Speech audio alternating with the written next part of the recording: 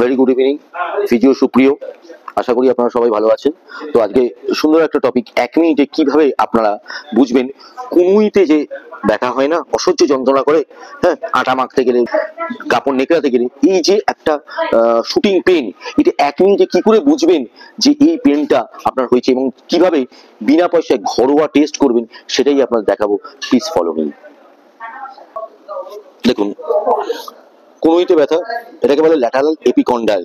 Lateral epicondyle এইখানে যে ব্যথা হলে আপনি জাস্ট হাতটা এরম ভাবে রাখুন, রেখে প্রেসার দিয়ে মানে রেজিস্ট্যান্স হবে, এইরকম ভাবে তুলুন, রেডিয়াল দিকে তুললে একটা শুটিং পেন হবে।